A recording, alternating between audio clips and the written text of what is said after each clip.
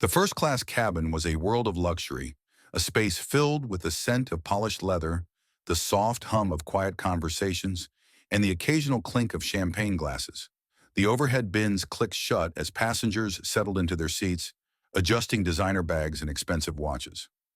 Nathan Kessler barely glanced up from his phone as he dropped into seat 3A, a window seat exactly how he liked it. He exuded the kind of confidence that came from years of closing deals and sitting in boardrooms where people laughed at his jokes even when they weren't funny. He ordered a scotch before takeoff, loosening his tie as if to silently declare to everyone that he was the kind of man who belonged in first class. The flight from Dallas to Tampa was just under 3 hours. Not long, but long enough for him to enjoy the perks of luxury travel.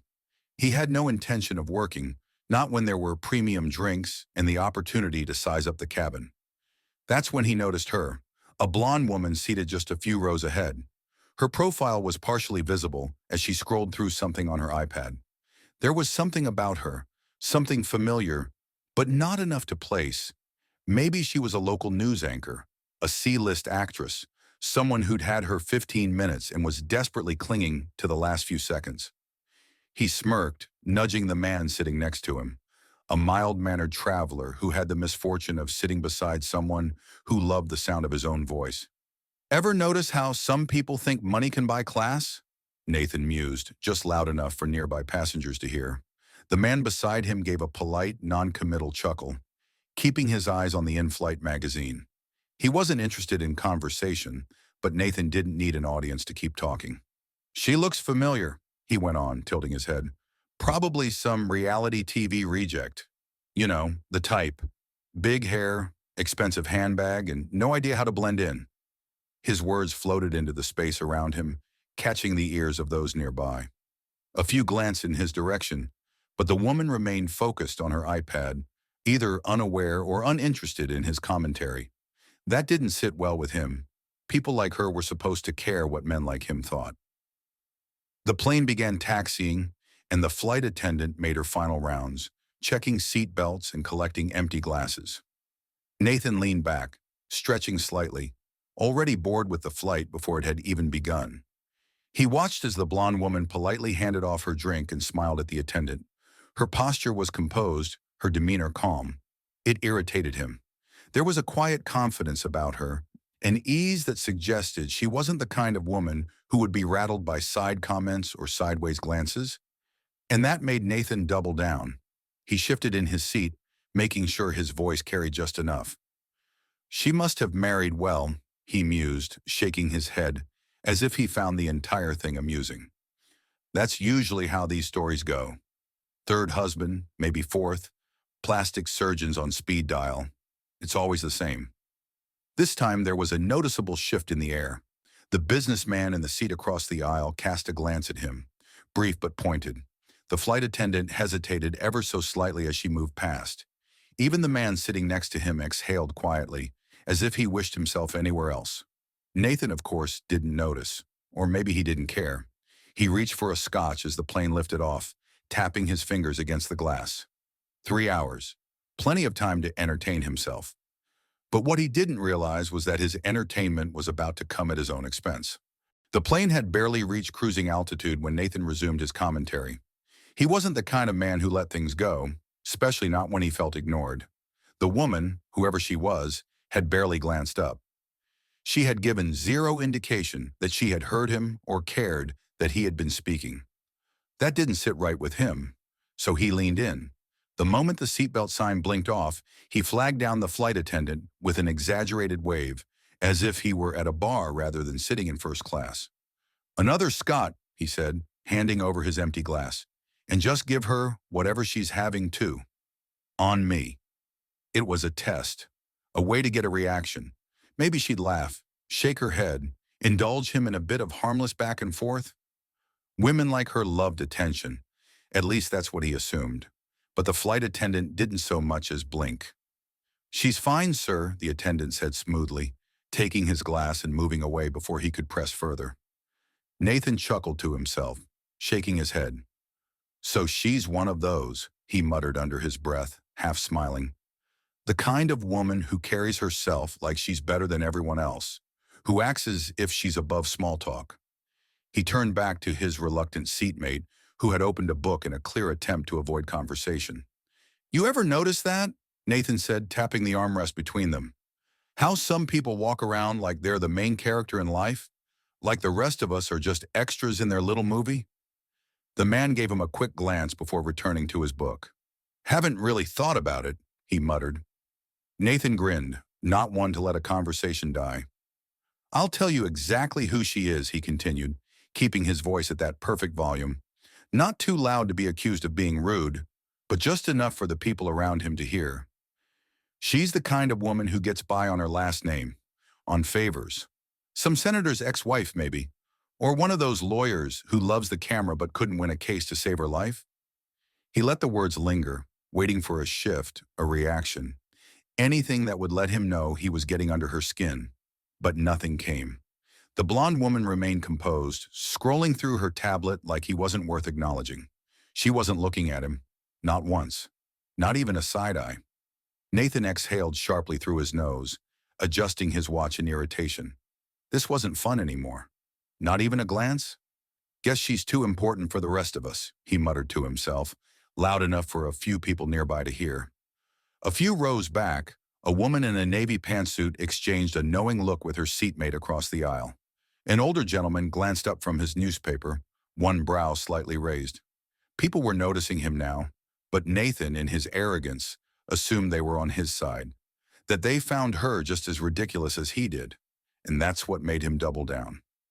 He leaned forward, resting his elbow on the armrest, and dropped his voice just slightly, like he was sharing some great insight. "Mark my words," he said, smirking.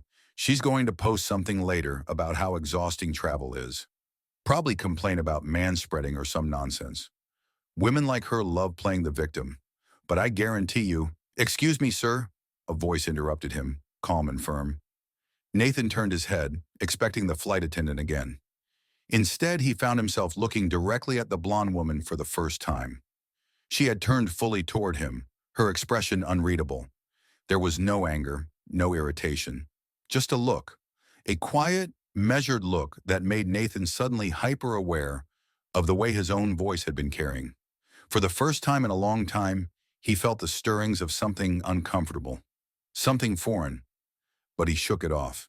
He met her gaze, waiting for her to say something, to scold him, argue with him, anything that would justify his behavior. But she didn't. She just studied him for a moment, then gave the faintest, most unreadable smile before turning back to her tablet, like he wasn't worth her time. And for the first time, Nathan felt something he wasn't used to feeling. He shifted uncomfortably in his seat, adjusting his cufflink as if that could smooth over the discomfort creeping into his chest. That look she had given him, it wasn't dismissive, it wasn't irritated. It was something worse. It was knowing, like she had seen 100 men just like him before and had already decided he wasn't worth the effort. Nathan swallowed hard, his fingers tightening around the armrest. The flight attendant returned with his drink, setting it down with a polite nod before moving past him. He noticed she didn't offer any lingering attention. No small talk, no warmth. Had she heard him too?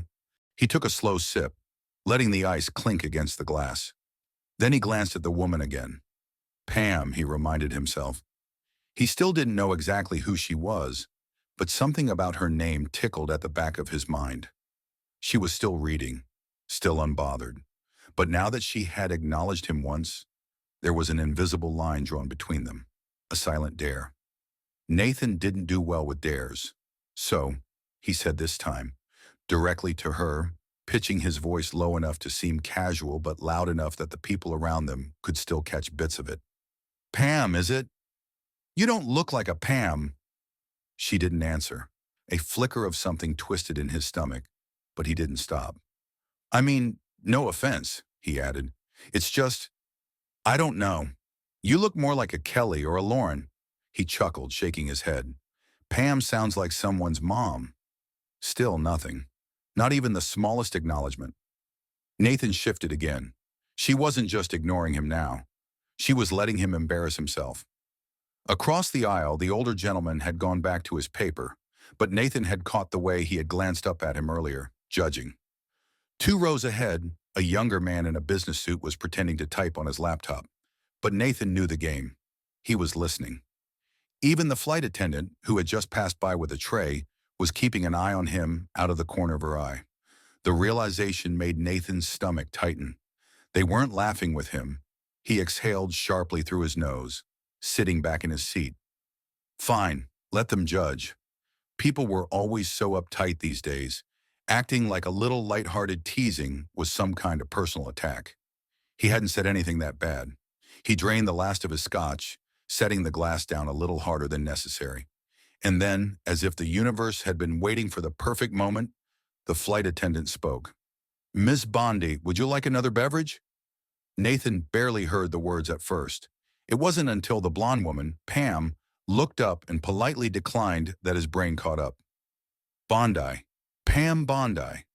His entire body tensed, fingers curling slightly on the armrest. Now it made sense. Former Attorney General of Florida, nationally known, politically connected, a legal bulldog who had gone head-to-head with some of the most powerful people in the country.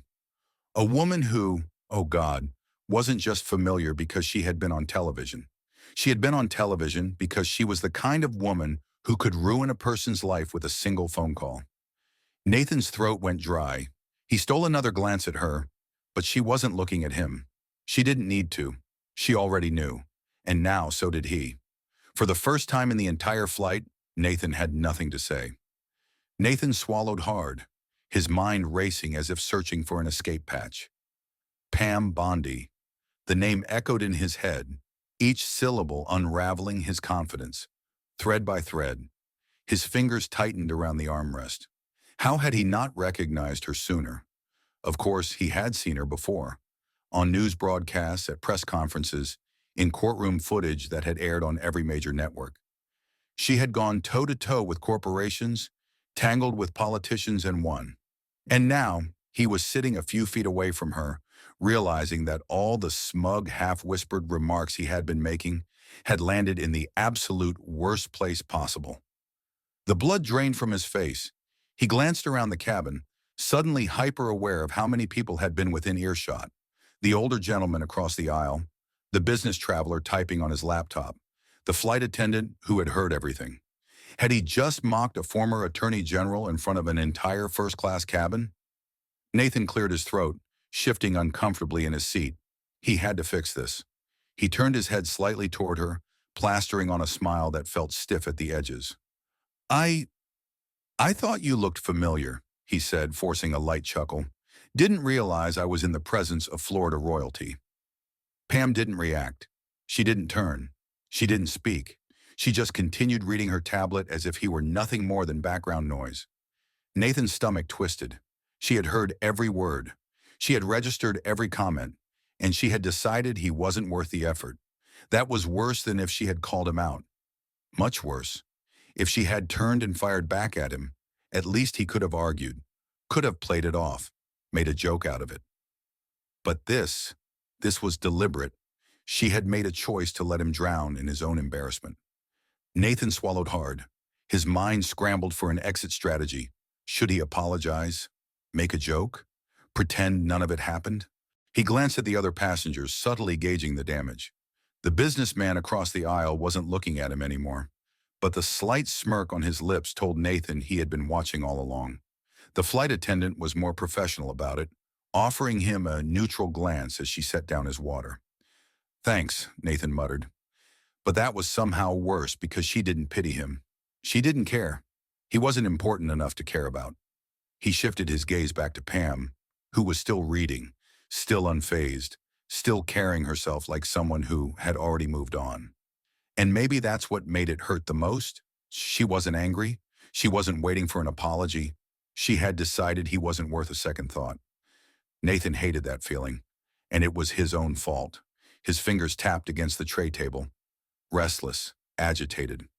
He thought about the stories he had read about her legal battles, her high-profile cases, the people who had tried to intimidate her and failed. And he, like an idiot, had thought she would care about his opinion. He had thought she would be rattled, or at least entertained, by his offhand remarks. But instead he had shown her exactly who he was. and she had seen him for what he truly was. A man who believed that his words and his status made him untouchable.